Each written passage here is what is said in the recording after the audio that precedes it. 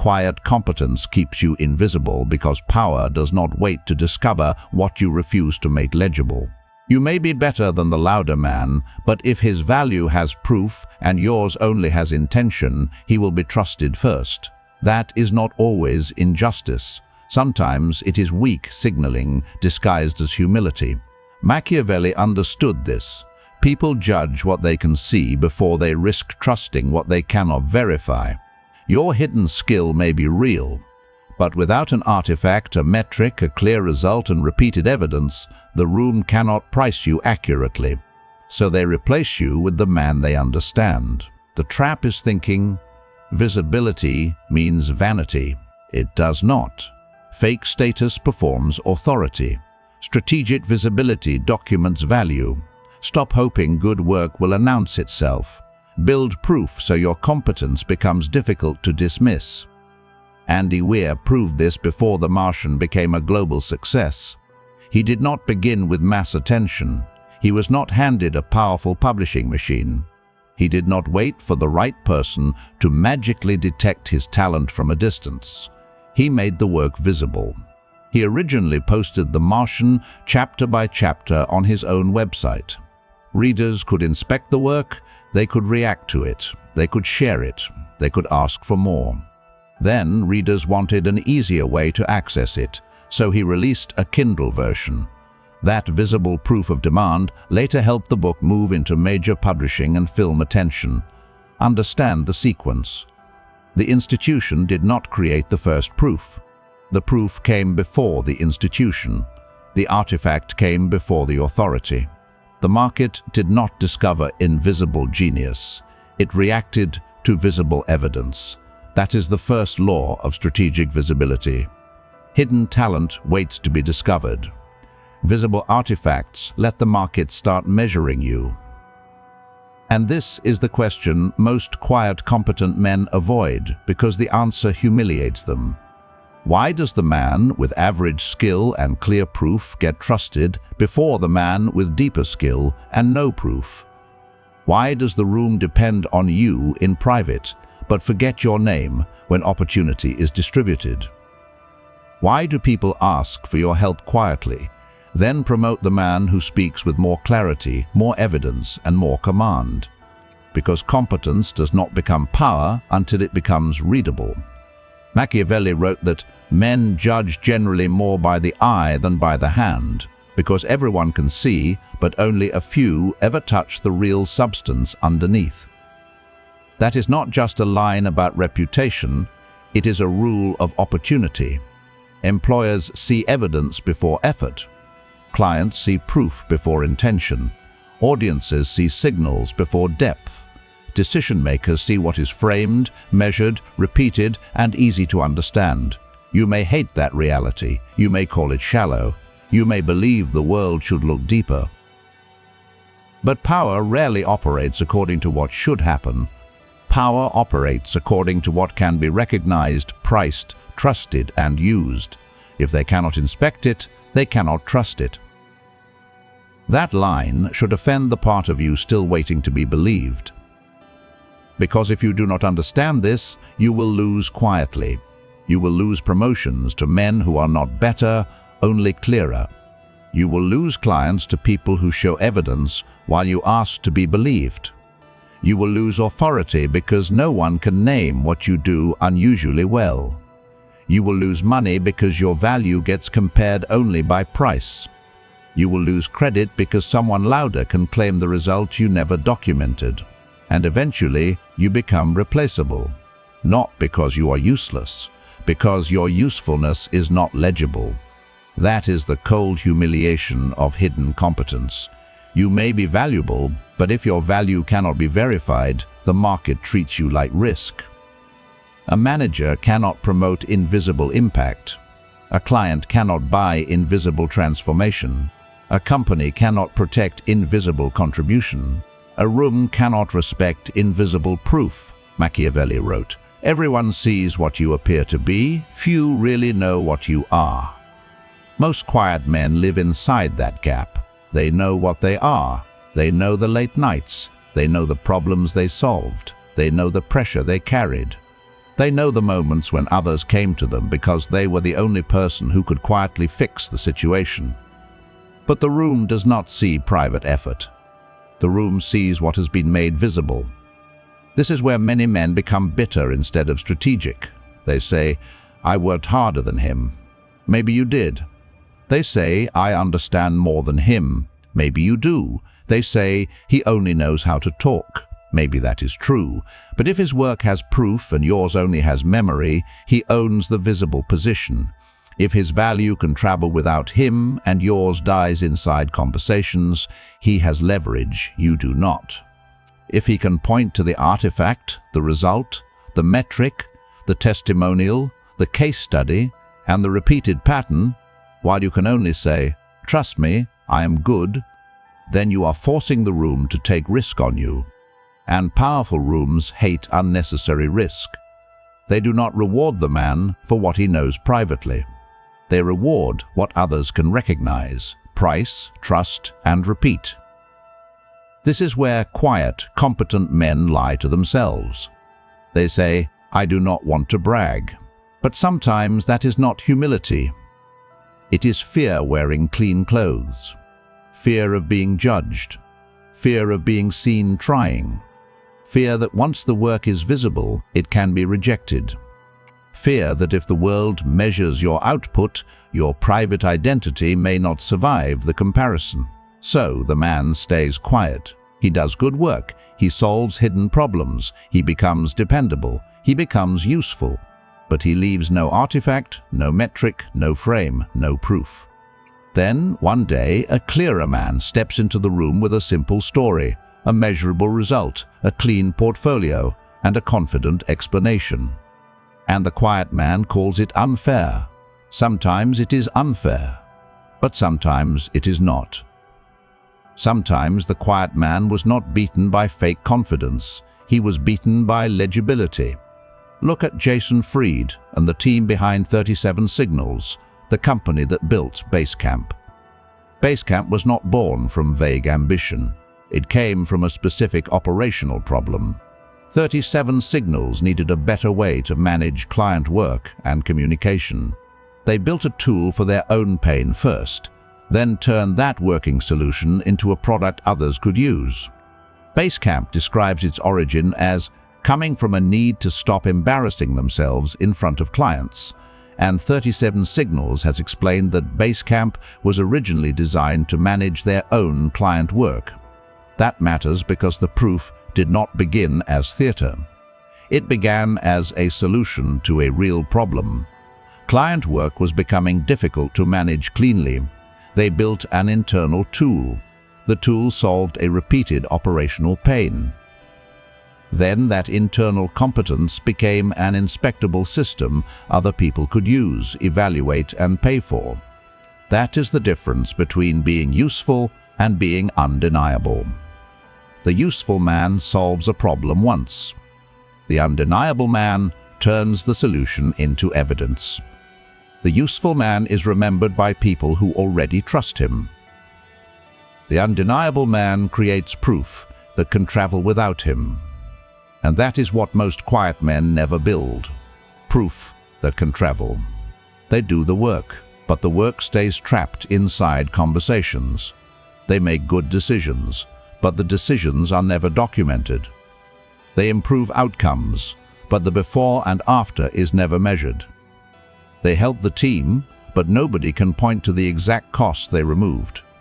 They gain skill, but they never convert skill into public evidence. Then they wonder why the world underestimates them. The world may not be underestimating you, it may simply be unable to read you. There is a brutal difference between being underestimated and being unproven. The underestimated man has evidence the world has not yet priced correctly. The unproven man has private belief without enough external proof. Most ambitious men confuse the two because the confusion protects their ego. It lets them feel wronged without forcing them to build. But this channel is not here to comfort the unproven part of you. It is here to make you dangerous to ignore. If you want a structured way to stop hiding inside broad potential, start with the leverage map inside Succeed with Zero support on Patreon. It is designed to identify the skill path, proof project, and execution plan that fit your current position. Not the fantasy version of you, not the imaginary future version, your current position. Because an unsupported man cannot afford vague ambition. He needs visible proof, repeatable execution, and a path the market can actually recognize. Now understand the colder truth. Visibility is not vanity. Visibility is value made verifiable. Vanity says, "Look at me." Strategic visibility says, "Look at the result." Vanity inflates. Strategic visibility clarifies. Vanity borrows status. Strategic visibility documents proof. Vanity uses vague claims, exaggerated titles, motivational declarations, borrowed prestige, and imitation of authority.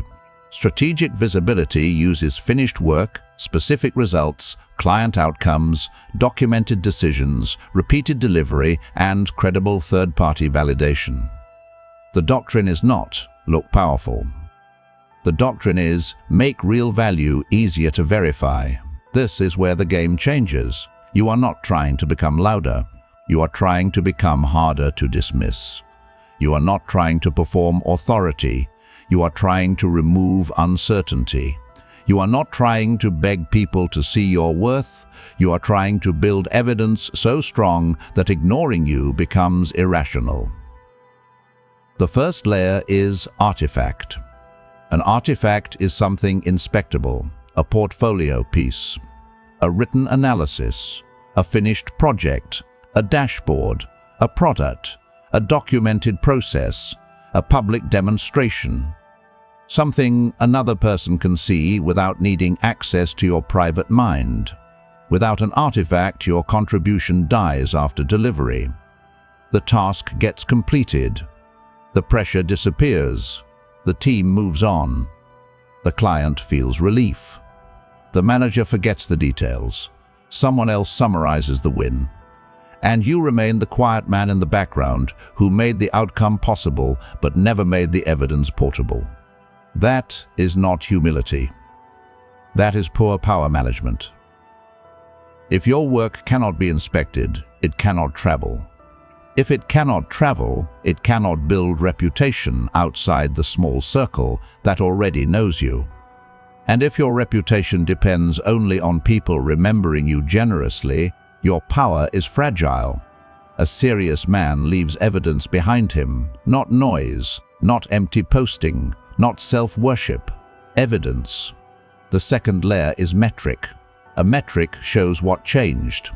Revenue increased, time was saved, errors were reduced, conversion improved, retention strengthened, costs decreased, output became faster, quality became more consistent, a process became cleaner, a result became more predictable.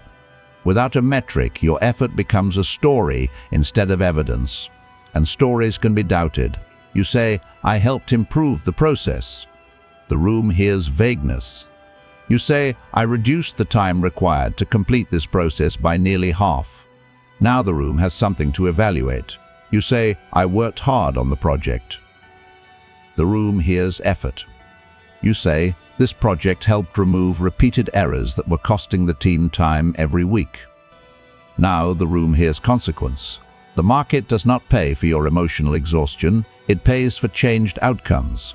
This is where many men get angry because they want struggle to count as proof. But struggle is not proof. Struggle is pressure. Proof is what changed because you handled the pressure. A man can suffer for years and still produce nothing verifiable. Another man can solve one clear problem, document the outcome, and immediately become easier to trust. That is not always fair, but it is real. The third layer is narrative. Narrative does not mean exaggeration. Narrative means making judgment visible. You explain the original problem. You explain the constraint. You explain the decision. You explain the execution. You explain the result. You explain the lesson.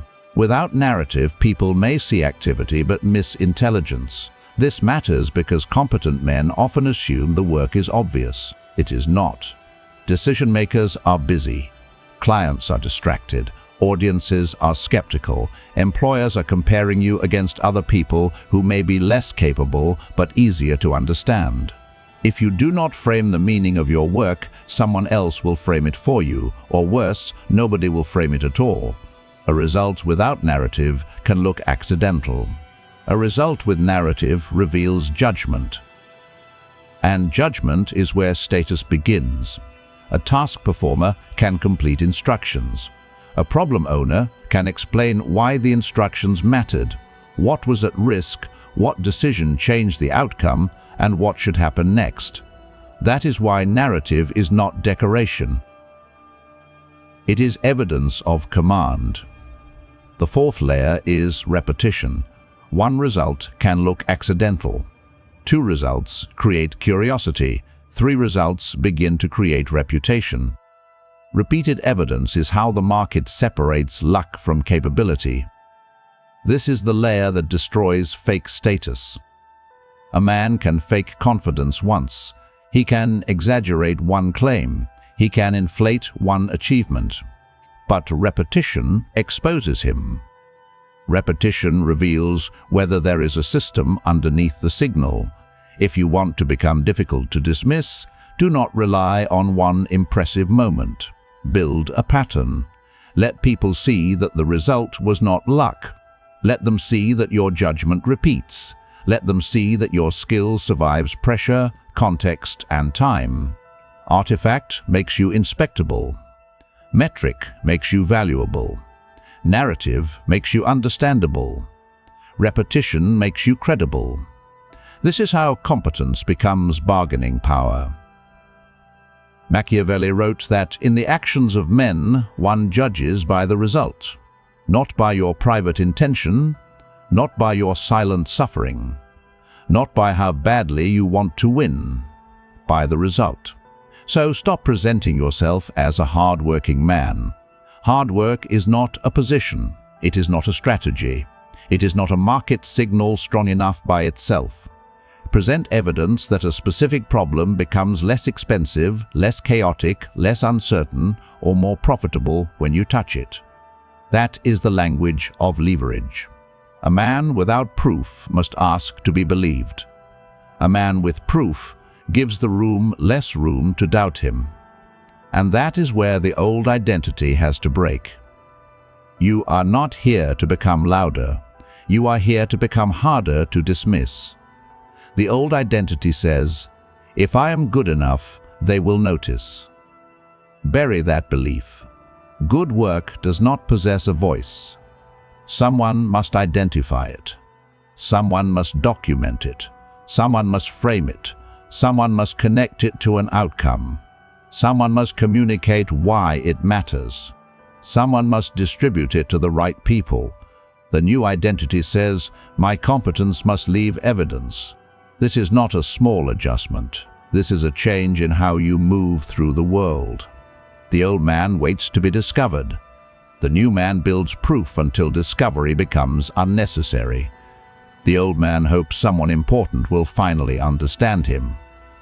The new man makes his value so clear that misunderstanding becomes expensive.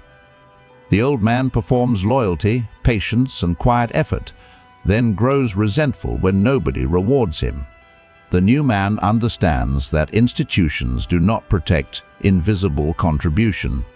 They protect value that is scarce, visible, measured, and difficult to replace. You are not a task performer. A task performer waits for instructions. A task performer completes assignments. A task performer hopes loyalty becomes recognition. A task performer gets compared by speed, price, availability, and obedience. The task performer may be useful, but useful men are often consumed and forgotten. You must become a problem owner. A problem owner understands the objective. He understands the constraint. He understands the economics. He understands the decision. He understands the downstream consequence. He does not merely ask, "What do you want me to do?" He asks, "What problem are we actually solving? What happens if it remains unsolved? And what result would change the position?" That is the difference between labor and judgment. Labor can be replaced by cheaper labor. Judgment is harder to replace because judgment carries context. Judgment sees what the instruction does not say. Judgment understands cost before failure becomes visible. Judgment knows which detail matters and which detail is noise. The task performer says, "I worked hard." The problem owner says, "This was the problem. This was the cost of leaving it unsolved. This was the constraint. This is what I built. This changed because of it. This is what the evidence shows." That is not bragging. That is command over perception. The quiet man thinks silence protects his dignity. But silence also protects other people from discovering his value. Your hidden competence may protect you from judgment, but it also protects the market from pricing you correctly. And if the market cannot price you correctly, it will underpay you, overlook you, or replace you with someone easier to understand. Now ask yourself the replaceability test. Can your value be compared only by price? If the answer is yes, you are exposed. Because when people cannot understand your unique contribution, they compare you by cost. They ask who is cheaper, who is faster, who is available, who is easier to control. That is the position of weak leverage. Does anyone know what you do unusually well? Not what you are interested in. Not what you are passionate about. Not what you believe you could do someday. What do people already have evidence to trust you for? Is your strongest work documented? If your best work exists only in memory, it is weaker than you think. Memory does not scale. Memory does not travel. Memory does not negotiate when you are not in the room. Can someone else claim credit for it? If the answer is yes, your proof is not protected. You may have created the value, but you failed to make the origin legible. Does your skill solve a specific problem? A broad skill is difficult to price. A specific problem creates urgency. "I am good at communication" is weak. "I help technical teams explain complex decisions so clients approve faster and projects stop stalling" is stronger. Specificity turns vague ability into market relevance. Can decision makers verify the result without trusting your self-description? This is the brutal question. If someone has to believe your personality before they can believe your value, your proof is weak. Strong evidence reduces the need for faith. Would your absence create a measurable cost? If your absence changes nothing measurable, your position is fragile. If your absence creates delay, confusion, lost revenue, weaker execution, lower quality, or higher risk, then your value has weight. These questions reveal whether you possess competence or bargaining power. Competence is what you can do.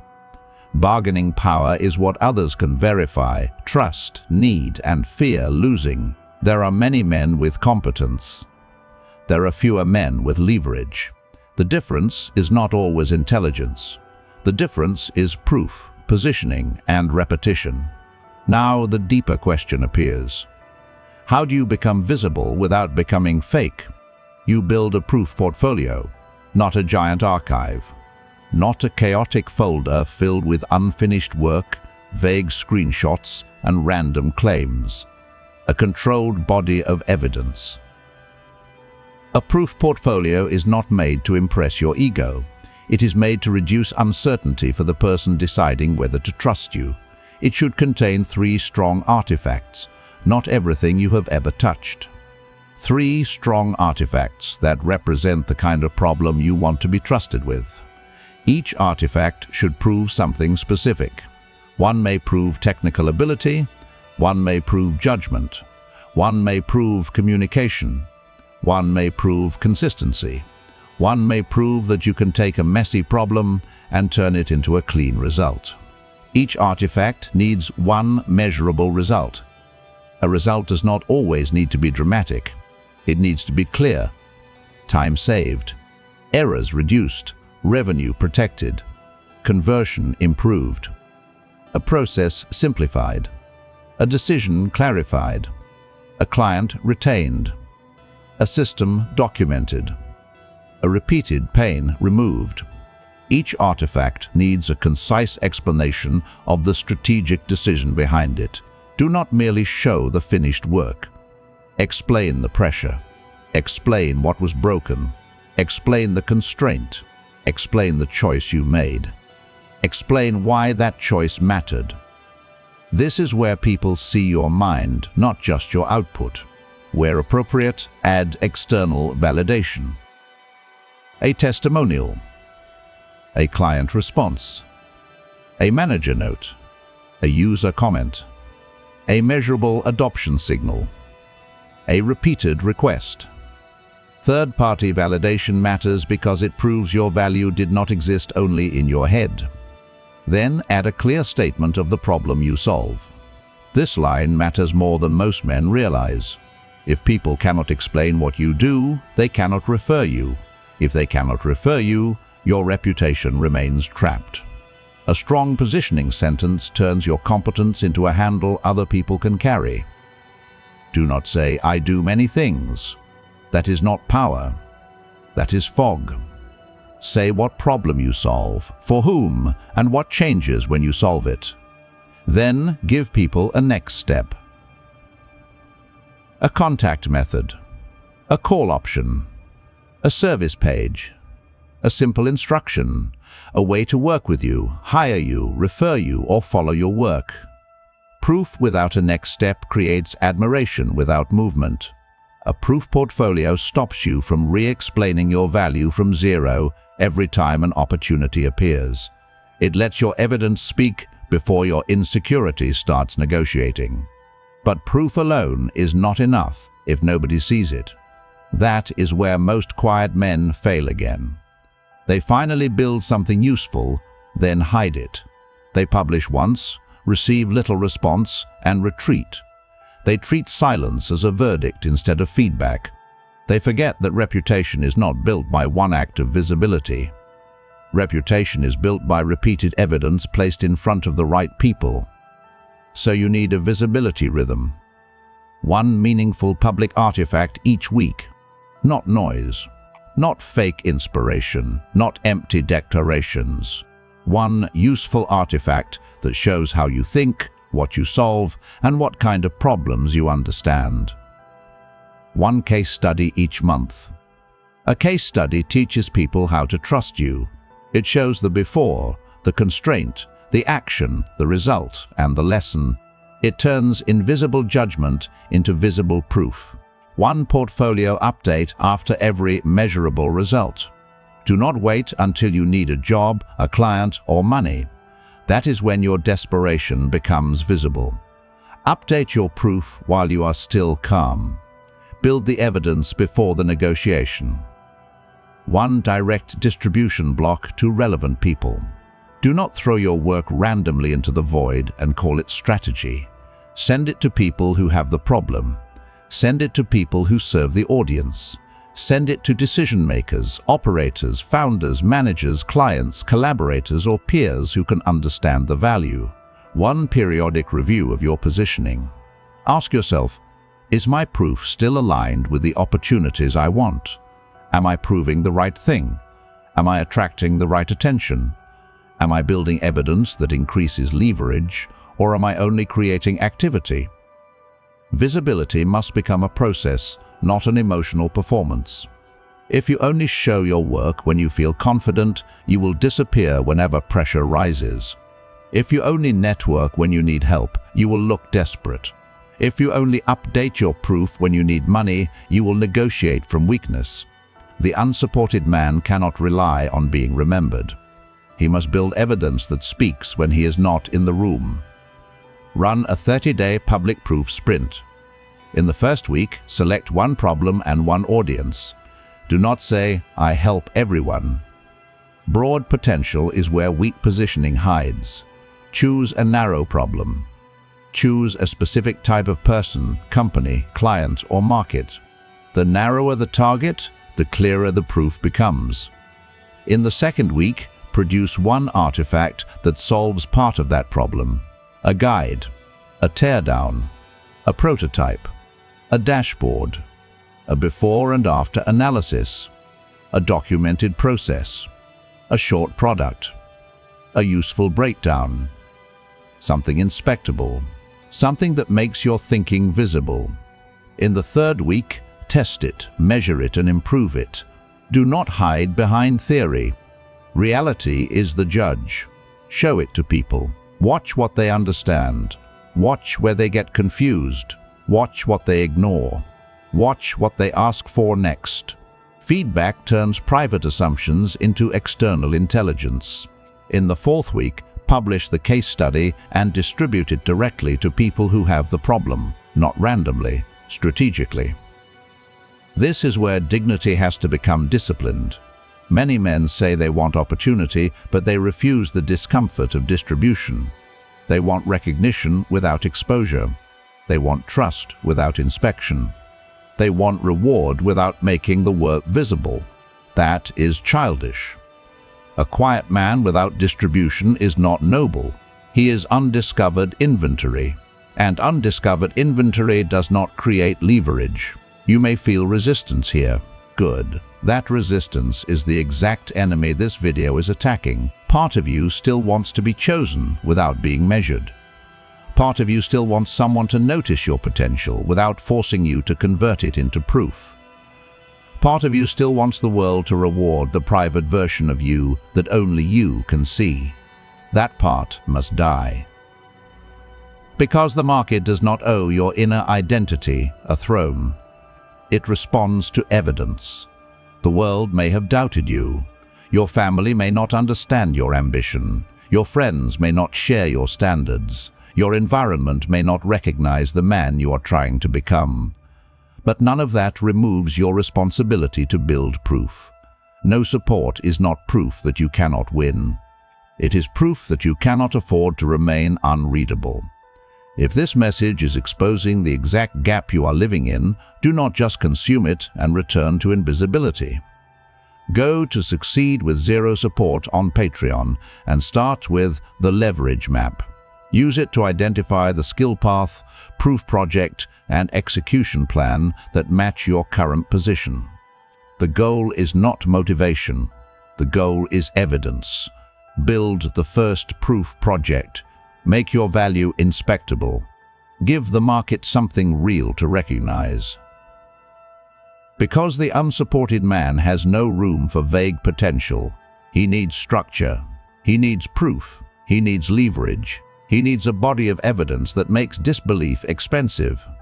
And this is the final shift.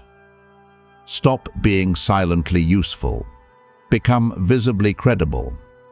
Stop hoping someone will understand what you never made clear. Stop resenting people for not reading evidence you never created.